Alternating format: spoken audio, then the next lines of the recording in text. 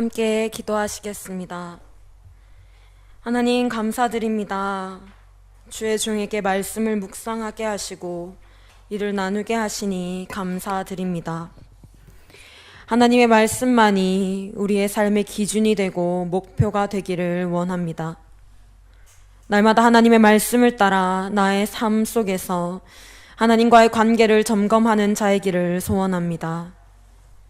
우리의 삶에 하나님의 말씀을 새기고 또 새겨서 오직 하나님을 향하여 우리의 시선을 두게 하여 주시옵소서. 하나님의 왕 되심 앞에, 하나님의 주인 되심 앞에 순종하며 하나님의 시간을 살아가는 하나님의 백성이 되기를 소망합니다. 말씀의 주인 되시는 예수 그리스도 이름으로 함께 기도드렸습니다. 아멘.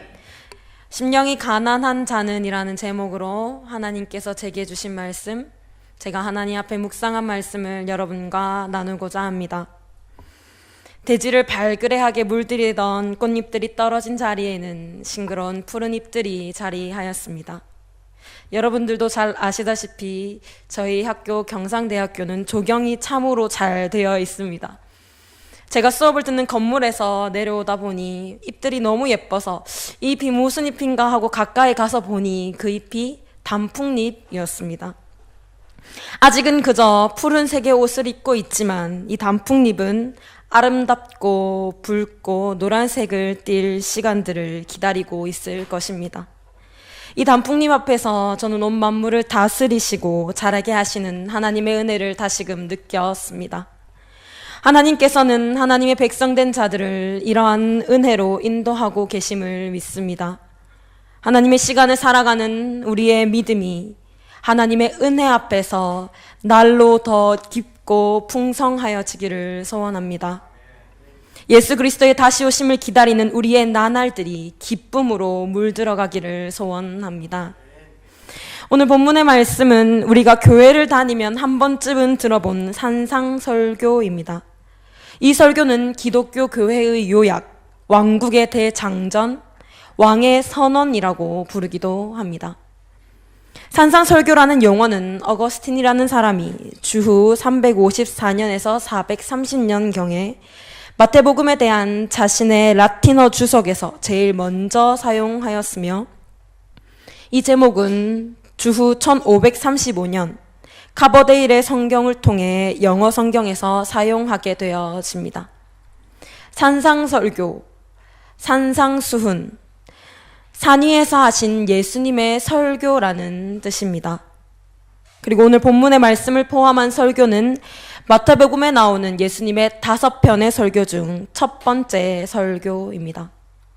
이 설교의 가르침은 기본적으로 하나님의 백성된 자로서의 삶의 자세, 하나님의 백성들이 가져야 하는 세계관에 대한 것으로서 믿음과 순종을 근본적으로 하나님께 두게 합니다.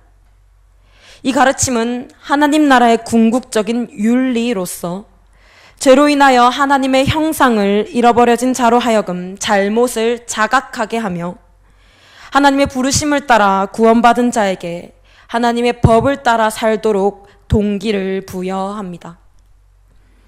산상수훈은 마태복음 5장에서 7장에 걸쳐 기록되어져 있으며 오늘 본문의 말씀은 산상수훈의 첫 번째 부분입니다. 본문 1절에서 2절의 말씀입니다. 예수께서 무리를 보시고 산에 올라가 앉으시니 제자들이 나아온지라 입을 열어 가르쳐 이르시되, 전장인 4장에서 볼 수 있듯이 예수님께서 가버나움 지역의 사역 가운데 여러 가지 이적과 표적을 보이시자 많은 무리들과 제자들이 예수님이 앉아 계신 곳까지 찾아 나아옵니다. 본절에서의 무리라는 표현은 전장인 4장 23절에서 25절에 언급된 자들을 의미합니다. 예수님께서는 무리를 보시고 산에 오르시며 말씀하시기 위하여 앉으시고 설교를 시작하십니다. 3절입니다. 심령이 가난한 자는 복이 있나니 천국이 그들의 것이며. 심령이 가난하다는 것은 무엇을 의미합니까? 심령이 가난한 자는 하나님 외에는 다른 소유가 없는 자입니다. 자기 자신에게 절망하고 오직 하나님께만 소망을 두는 자입니다. 하나님의 앞에서 하나님의 임재 앞에서 진정 하나님을 만난 자는 심령이 가난할 수밖에 없습니다. 하나님 없이 나는 그저 희망이 없는 죄인임을 인식하는 것, 이것이 바로 팔복 첫 말씀의 의미입니다. 심령이 가난한 자는 하나님 앞에서 교만할 수 없습니다. 자신을 의지할 수 없습니다. 이것은 하나님의 임재 앞에서 내가 아무것도 아니라는 것을 의식하는 것입니다. 인식하는 것입니다. 하나님과 마주할 때에, 하나님과 대면할 때에 내가 아무것도 아니라는 것을 처절하고 처참하게, 비참하도록 자각하는 것입니다. 바로 이것이 심령이 가난하다는 것입니다. 하나님의 사람은 하나님을 바라보아야 합니다. 하나님의 사람된 우리는 우리 자신으로서는 아무것도 할 수 없음을 날마다 느끼며 날마다 깨달으며 날마다 절망해야 합니다. 죄인된 모습으로 비참하도록 하나님의 상실됨을 느끼지 않고서는 진정으로 주님을 바라볼 수 없기 때문입니다. 우리가 모든 것을 내려놓고 빈손으로 주님 앞에 설 때에, 가난한 심령으로 예수 그리스도의 십자가를 붙들 때에 우리에게는 천국이 허락되어집니다. 4절입니다. 애통하는 자는 복이 있나니 그들이 위로를 받을 것이며. 애통하다는 것은 심령이 가난한 상태에서 필연적으로 따라오는 것입니다. 하나님을 바라볼 때에, 하나님의 거룩하심을 대면할 때에, 내가 그리스도인으로 살아야 할 마땅한 삶을 살펴볼 때에 우리는 어쩔 수 없는 나의 처절하고 비참한 상태를 직면하게 됩니다.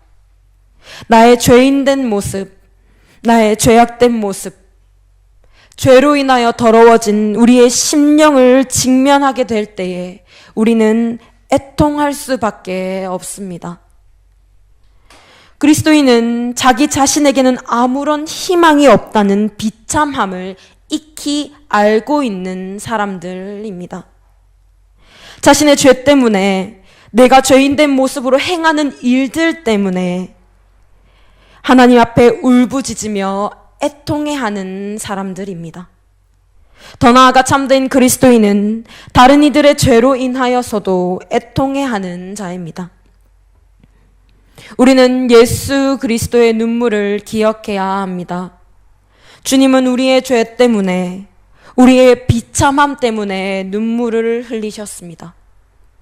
죄의 결과로 하나님께서 사랑으로 만든 하나님의 피조물들이 하나님의 형상을 잃어버렸기 때문입니다.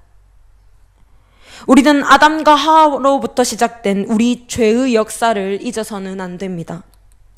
우리 죄의 본질적인 모습을 결코 잊어서는 안 됩니다.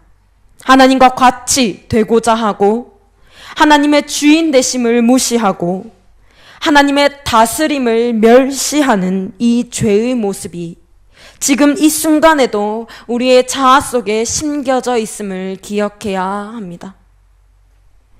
그래서 우리는 애통할 수밖에 없는 것입니다. 우리가 이 애통함을 가지고 예수 그리스도께로 나아갈 때에, 회개함으로 하나님 앞에 엎드릴 때에 주님께서는 우리에게 참된 평안과 위로를 더하여 주십니다. 예수 그리스도의 십자가가 우리에게 안기어집니다. 천국의 영광과 위로를 우리에게 허락하여 주십니다. 이것이 그리스도인의 삶입니다. 죄로 인한 애통과 눈물, 회개, 그리고 예수 그리스도를 통한 기쁨과 소망, 위로. 이것이 그리스도인이 숙명적으로 지녀야 하는 성화의 과정입니다. 주님이 다시 오시는 날까지 우리가 수행해야 하는 과업입니다. 5절입니다. 온유한 자는 복이 있나니 그들이 땅을 기업으로 받을 것이며. 온유란 무엇입니까? 이는 천성적인 성격이 아닙니다.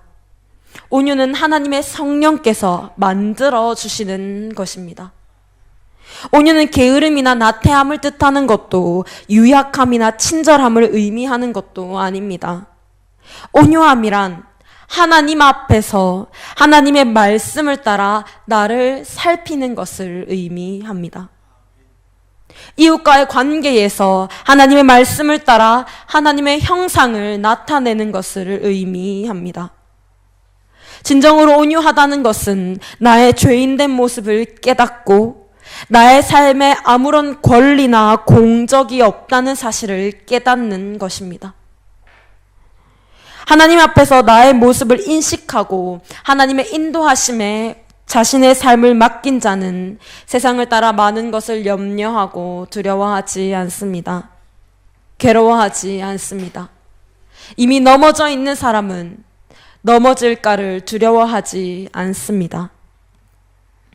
온유한 사람은 하나님의 백성을 향한 하나님의 마음을 알고 언제든 하나님의 뜻을 따를 준비가 되어 있는 사람, 하나님의 가르침에 순종할 준비가 되어 있는 사람입니다. 나의 모든 것을 하나님께 온전히 맡길 줄 아는 온유한 자에게 하나님께서 복을 허락하여 주십니다. 이스라엘 백성에게는 가나안 땅이 하나님께서 약속하신 기업이었습니다. 그렇다면 이 땅을 살아가는 우리에게 약속되어진 하나님의 기업은 무엇입니까? 예수 그리스도의 다시 오심입니다. 천국의 소망입니다.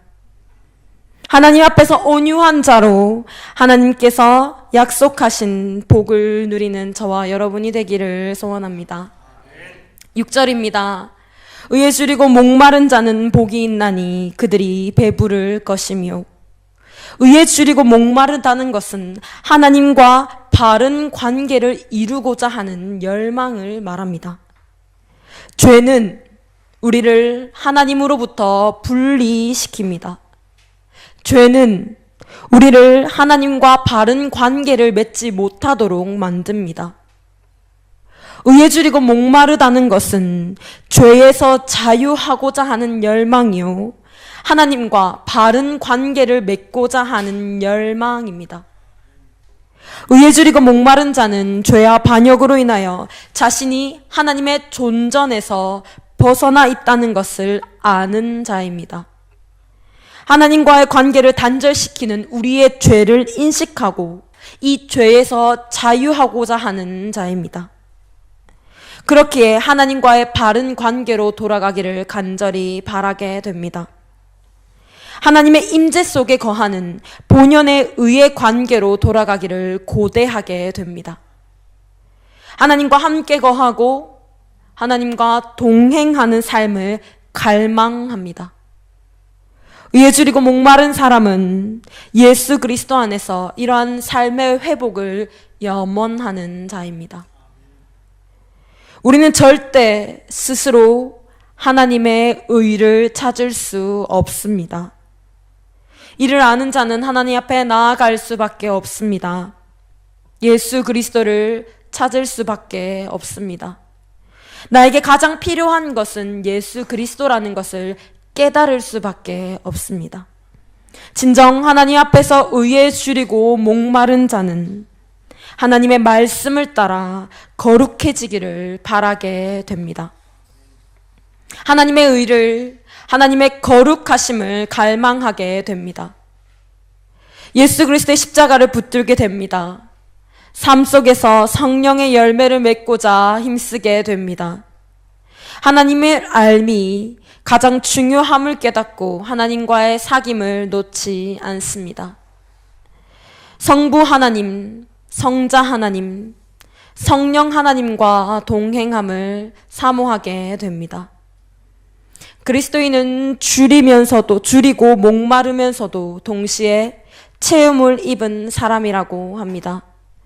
체험을 받으면 받을수록 더 줄이고 목마르게 됩니다. 그러나 바로 이것이 그리스도인의 삶의 축복입니다.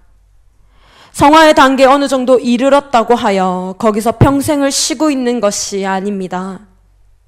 우리는 천국에 이르기까지 끊임없이 영광에서 영광으로 계속 변화해 나가야만 합니다. 은혜 위에 은혜가 더해지는 것입니다. 이 영광스럽고 놀라운 은혜를 계속해서 원하고 또한 받아 누리며 나아가는 저와 여러분이 되어지기를 소원합니다. 팔복 중 처음 4가지는 하나님과의 관계에서 비록된 복입니다.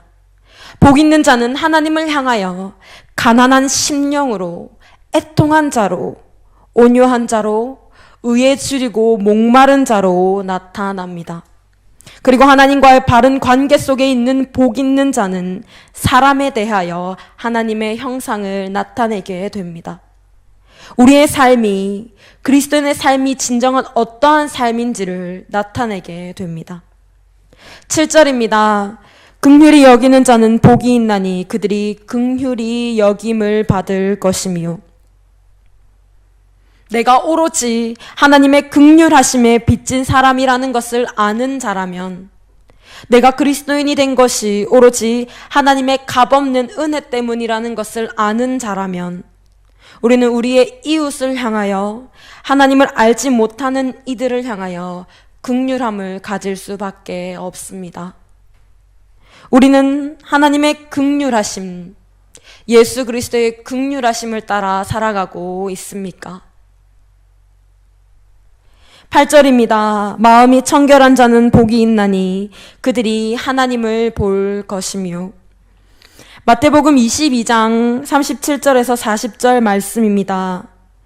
예수께서 이르시되 내 마음을 다하고 목숨을 다하고 뜻을 다하여 주 너의 하나님을 사랑하라 하셨으니 이것이 크고 첫째 되는 계명이요 둘째도 그와 같으니 내 이웃을 내 자신같이 사랑하라 하셨으니 이 2 계명이 온 율법과 선지자의 강령이니라. 마음이 청결하다는 것은 완전하고 흠 없으신 순결하신 예수 그리스도를 닮아가는 것입니다. 그 예수 그리스도의 흔적을 쫓아 주께서 지키라 하신 계명을 지키는 자입니다. 나의 마음과 나의 감정과 나의 의지가 세상을 닮지 않고 오직 예수 그리스도를 향하여 주님을 닮아가는 것, 이것이 마음의 청결함입니다. 오직 하나님을 사랑하고 이웃을 사랑하는 삶을 사는 것입니다. 예수 그리스도께 우리의 중심을 둘 때에 우리는 하나님의 명령을 따라 청결한 삶을 살아갈 수 있습니다. 하나님 앞에서 마음이 청결한 자는 하나님께서 어떠한 상황에서도 창조주 되신 하나님을 바라보게 하십니다. 9절입니다. 화평하게 하는 자는 복이 있나니 그들이 하나님의 아들이라 일컬음을 받을 것이며. 로마서 5장 10절에서 11절 말씀입니다. 곧 우리가 원수 되었을 때에 그의 아들의 죽으심으로 말미암아 하나님과 화목하게 되었은즉 화목하게 된 자로서는 더욱 그의 살아나심으로 말미암아 구원을 받을 것이니라. 그뿐 아니라 이제 우리로 화목하게 하신 우리 주 예수 그리스도로 말미암아 하나님 앞에서 또한 즐거워하느니라. 아멘. 우리는 우리의 과거를, 우리의 죄의 흔적을 기억해야 합니다. 우리는 죄로 말미암아 하나님과 단절되었습니다. 하나님과 화목하지 못하였습니다. 그러나 예수 그리스도를 통하여 우리는 하나님과 화목해 되었습니다. 예수 그리스도의 죽으심으로 말미암아 우리는 하나님과 화목할 수 있게 되었습니다. 우리는 화목함을 입은 자로서 하나님이 부르심을 받은 자들 가운데서 서로 화목하기를 힘써야 합니다. 이것이 성도된 자의 도리입니다. 더 나아가 우리는 하나님의 말씀을 따라 하나님과 화목하게 하는 말씀을 우리가 마주한 세상 가운데 전파해야 합니다. 복음을 전함으로 영혼을 구원하는 일, 하나님께서 우리에게 명하신 화평케 하는 일입니다. 하나님과 화평케 된다는 것은 하나님과의 단절된 관계가 회복된다는 것을 의미합니다. 하나님과 화평케 된다는 것은 죄로 인하여 인간이 잃어버린 하나님의 형상을 회복한다는 것입니다. 하나님과 화평케 된다는 것은 하나님의 백성이라 하나님의 자녀라 일컬음 받을 수 있게 된 것입니다. 고린도후서 5장 18절에서 19절의 말씀입니다. 모든 것이 하나님께로서 났으며 그가 그리스도로 말미암아 우리를 자기와 화목하게 하시고 또 우리에게 화목하게 하는 직분을 주셨으니 곧 하나님께서 그리스도 안에 계시사 세상을 자기와 화목하게 하시며 그들의 죄를 그들에게 돌리지 아니하시고 화목하게 하는 말씀을 우리에게 부탁하셨느니라. 아멘. 10절입니다. 의를 위하여 박해를 받은 자는 복이 있나니 천국이 그들의 것임이라. 예수 그리스도를 따르는 삶은 하나님과의 관계에서, 사람들과의 관계에서 하나님의 형상을 나타내는 삶은 이 세상의 질서에 균열을 일으킵니다. 이 세상은 하나님의 주인 되심과 하나님을 다스림을 거부하기 때문입니다. 그 결과는 박해와 조롱일 수 있고 비난과 고통일 수 있습니다. 세상이 거절한 예수 그리스도를 환영한 대가는 혹독할 것입니다. 그러나 하나님께서는 그 핍박과 박해를, 그 고통을 복이라고 하십니다. 상이라고 하십니다. 본문 11절에서 12절의 말씀입니다. 나로 말미암아 너희를 욕하고 박해하고 거짓으로 너희를 거슬러 모든 악한 말을 할 때에는 너희에게 복이 있나니 기뻐하고 즐거워하라. 하늘에서 너희 상이 큼이라. 너희 전에 있던 선지자들도 이같이 박해하였느니라. 아멘. 복 있는 자는 사람들에 대하여 긍휼히 여기고 마음이 청결하고 화평하게 하고 의를 위해 기꺼이 핍박을 받는 자의 모습으로 나타납니다. 이것은 앞선 4가지의 복과 분리되지 않습니다. 가난하고 온유한 마음에 긍휼과 진실이 머물고 그 마음으로 다툼 많은 세상 속에서 화평을 도모합니다. 악이 득세한 세상에서 악을 악으로 갚지 않고 불의와 타협하지 않습니다. 이것이 예수님께서 예수님의 제자들에게 바라시는 모습입니다. 많은 무리들이 예수님 앞에 모여 예수님의 설교를 듣습니다. 그러나 산상수훈은 그저 호기심에 이끌려 말씀을 들으러 온 무리를 향한 말씀이 아닙니다. 호기심을 넘어서 삶의 방향을 바꾼 하나님의 부르심 앞에 순종한 제자들이 지켜야 하는 하나님의 나라의 윤리입니다. 하나님 나라의 강령입니다. 하나님의 부르심 앞에 순종한 자들이 삶에 새겨 넣어야 하는 하나님 나라의 법입니다. 그 시작인 8복은, 이 8가지의 복은 하나님 나라의 백성된 자들이 누릴 수 있는 영광의 복임과 동시에 하나님 나라의 백성들이 지켜야만 하는 삶의 방식입니다. 우리의 심령은 하나님 앞에서 가난합니까? 우리는 매일의 시간들을 하나님 앞에서 애통해하고 있습니까? 우리는 하나님 앞에서 온유함을 이루어 가기를 힘쓰며 의에 줄이고 목말라 하고 있습니까?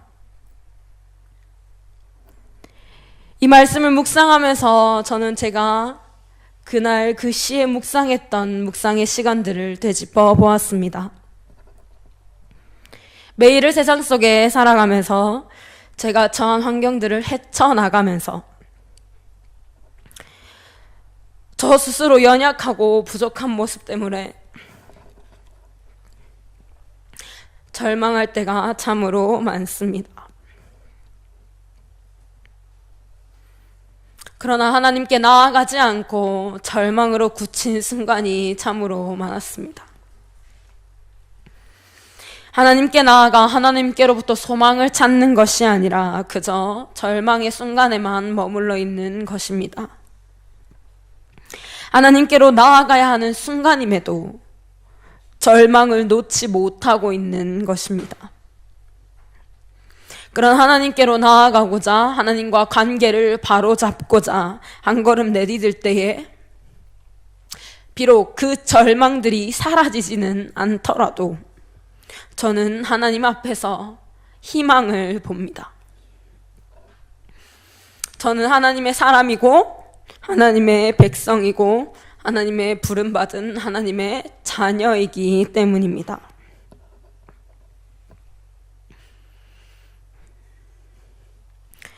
제게는 하나님께서 제게 주신 시간들을 살아가야 할 이유가 있습니다. 절망에 거할 이유가 없습니다. 예수 그리스도의 생명이 제게 있기 때문입니다. 저는 어제도 오늘도 이 하나님의 말씀을 붙들고 예수 그리스도의 십자가를 붙들고 제 삶의 절망을, 제 시간의 비참함을 헤쳐나가고 있습니다. 제게 주어진 시간을 이렇게 살아가리라 다짐하고 또 다짐하며 끊임없이 약해지는 마음을 붙잡습니다.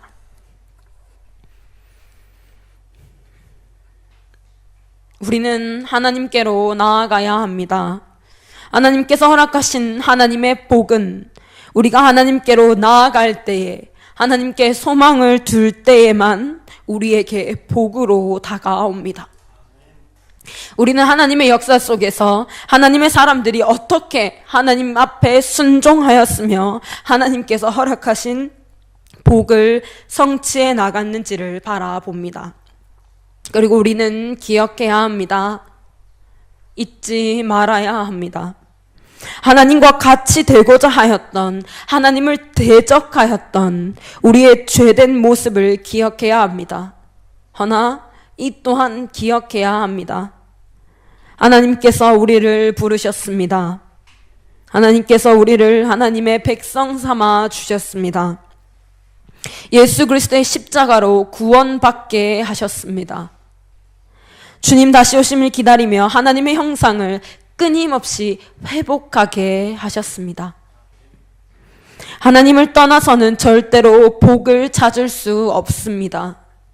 하나님을 떠나서는 절대로 의를 찾을 수 없습니다. 우리에게 가장 필요한 것은 지금 이 순간 나에게 주님만 필요하다는 것을 아는 것입니다.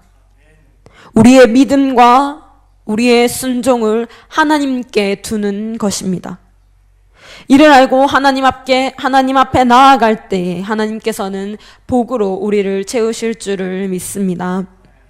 하나님의 부르심 안에서 하나님의 구원받은 자로서 하나님의 법을 따라 살아갈 때에 우리는 하나님의 의를 찾을 수 있습니다. 잃어버린 하나님의 형상을 찾을 수 있습니다. 하나님의 말씀 안에서 성부 하나님의 창조하심, 성자 하나님의 구원하심, 성령 하나님의 인도하심으로 말미암아 제자된 삶을 바르게 이루어가는 저와 여러분이 되어지기를 소원합니다. 제자된 삶의 복을 오래도록 누리는 저와 여러분이 되기를 기도합니다. 그래야 하나님께서 허락하신 하나님의 영광스러운 복 앞에서 기쁘고 즐거워하는 열린 우리 교회 되기를 소원합니다. 시편 119편 50절의 말씀입니다. 이 말씀은 나의 고난 중의 위로라. 주의 말씀이 나를 살리셨기 때문이니이다. 아멘. 함께 기도하겠습니다. 하나님 감사드립니다. 제가 하나님을 떠나서는 절대 살 수 없는 죄인임을 다시금 깨닫게 하시니 감사드립니다. 하나님을 떠나서는 절대 복을 찾을 수 없는 자임을 다시금 알게 하시니 감사드립니다. 주님, 제게는 주님이 필요함을 고백합니다. 말씀을 가까이 할 때마다, 말씀을 묵상할 때마다 나에게는 주님이 필요하다는 것을 더욱 절실히 깨닫습니다. 제게 허락하신 하나님의 말씀을 붙들고 날마다 하나님과 더 깊어진 관계를 맺어가는 주의 종이 되기를 기도합니다. 하나님 앞에서 심령이 가난한 자로, 애통한 자로, 온유한 자로, 의에 줄이고 목마른 자로 서기를 원합니다. 겸손함으로 하나님을 향하여 더욱 바로 서는 주의 백성이 되기를 소망합니다. 은혜의 손길로, 사랑의 손길로 인도하여 주시옵소서. 말씀의 주인 되시는 예수 그리스도 이름으로 함께 기도드렸습니다. 아멘.